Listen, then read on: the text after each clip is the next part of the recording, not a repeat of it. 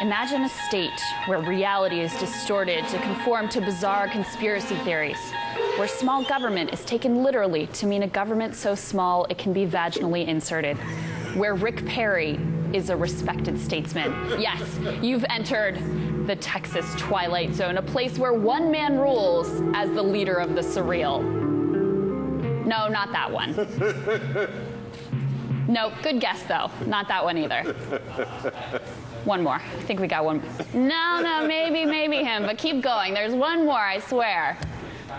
Texas Attorney General and likely Republican gubernatorial nominee Greg Abbott. Oh. Let's enter Abbott's strange through-the-looking-glass world. A rational person might think that officials in the state with the worst health care in the country and one of the highest poverty rates might focus their time on actual problems. As Attorney General, though, Greg Abbott has chosen a different path. Why focus on education or safety when you could instead wage a to-the-death struggle against fake problems like voter fraud?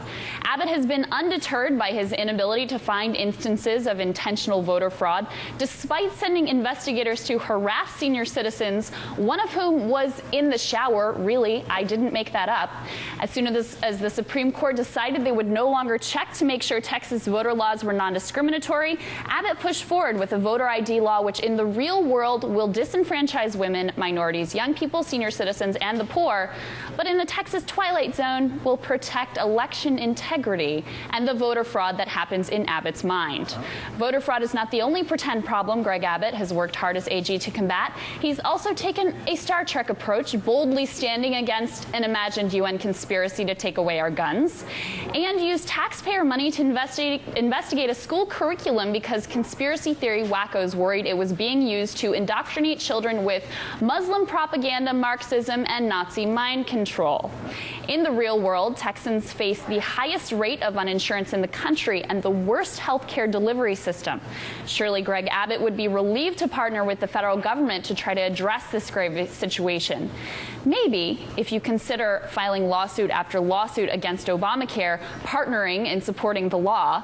In fairness, how could he possibly partner with an administration that he views as posing a greater threat to Texas than North Korea's nukes? What? Really? What? I guess that would explain why he sued them 25 times at great cost to taxpayers while claiming to be a fiscal conservative. Finally, in the real world, some Texas women are being forced by cost and lack of availability to have self-induced abortions using drugs they bought at flea markets.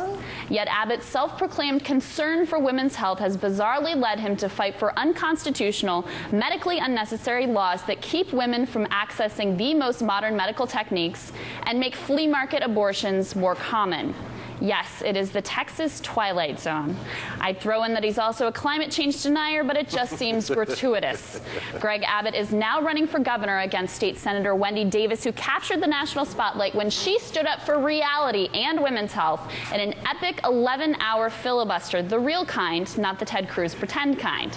Media has thus far covered this Davis-Abbott race as a question of whether Davis is too liberal or Abbott too conservative. The real question, though, is whether Texans want to fully enter the Twilight Zone.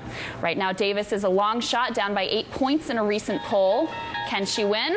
As Rod Serling would say, stranger things have happened.